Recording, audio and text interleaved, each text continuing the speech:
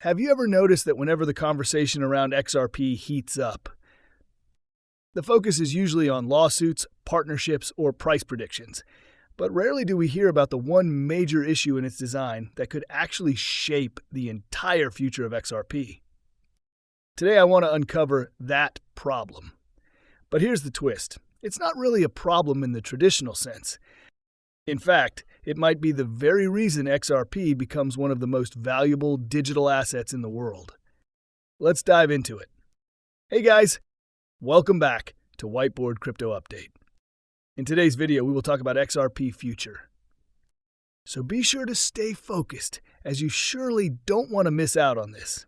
If you are new to the channel, be sure to subscribe to the channel and turn on post notifications by hitting the bell so you never miss any of our uploads. Please remember, this is not a financial advice video. Most of you already know that XRP runs on the XRP ledger XRPL, and it was specifically designed to power cross-border payments. Think of it this way.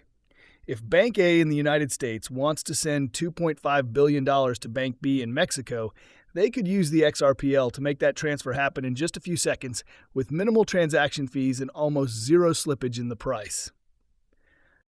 Compare that to the old SWIFT system, which can take days, cost tens of thousands in fees, and leave both parties guessing about when the money will finally arrive. XRP's advantage is crystal clear. It delivers speed, security, and certainty. But here's where the overlooked issue comes in. When a bank uses XRP for these massive transfers, they don't actually hold XRP in any significant way. They simply convert their fiat money, say USD, into XRP, send it across the ledger, and then convert it right back into the destination currency, like Mexican pesos. This entire process might take only a few seconds. So while XRP is being used, it isn't being held for long-term storage by these institutions. Technically speaking, every transaction involves both a buy and a sell, meaning that the bank exits its XRP position almost instantly. Now, on the surface, this might sound like a negative. After all, doesn't mass adoption require people to hold XRP, not just use it briefly? But here's where things get interesting.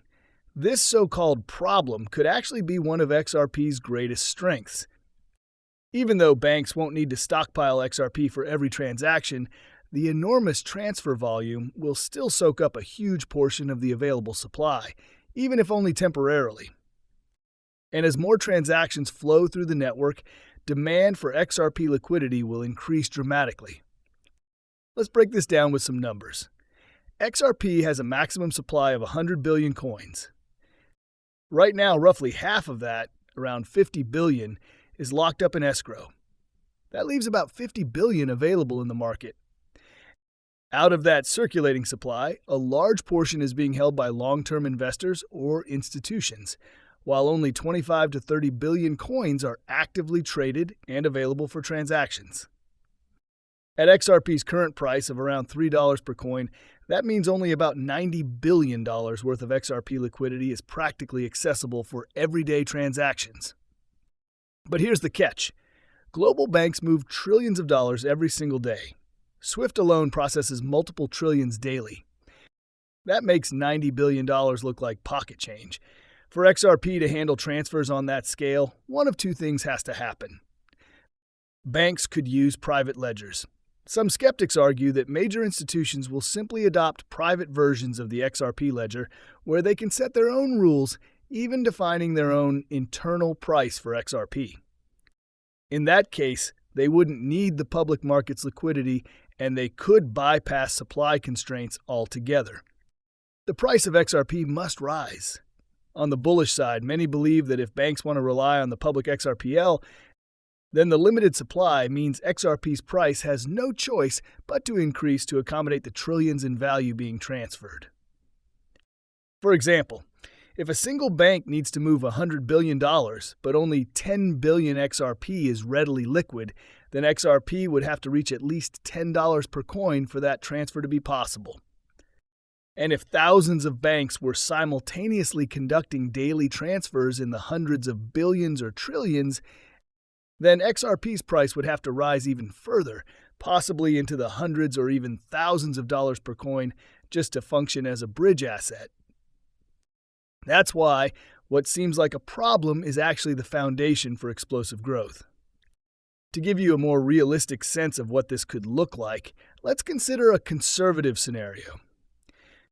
If XRP were used to settle just $100 billion in daily transactions, a small fraction compared to Swift's activity, the price models show XRP could range anywhere from about $6 at the low end to nearly $60 at the high end. And remember, that's only with $100 billion in transfers. If the usage scales into the trillions, the numbers become truly astronomical. Even under net-neutral conditions where banks buy and sell XRP instantly, the sheer transaction volume would create incredible liquidity demand.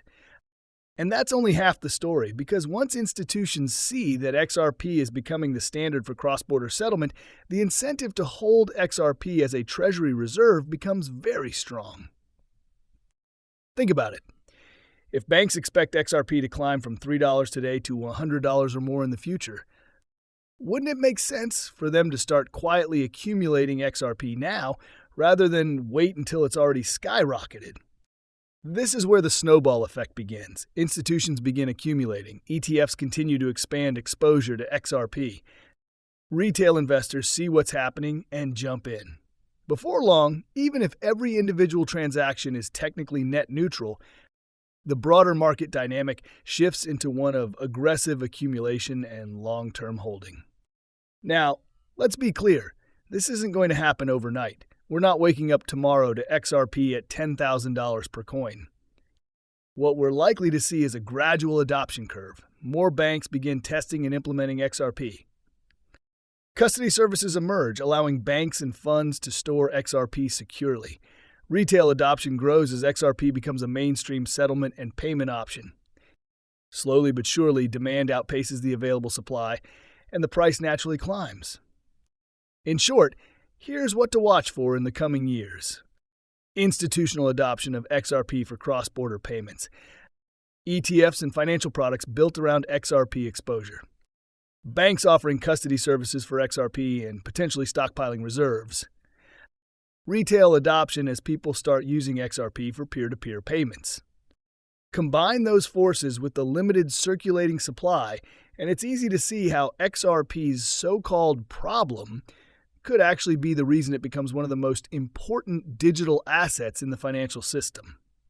So yes, XRP's design means banks don't need to hold it long-term for every transfer, but in reality, that only highlights its efficiency.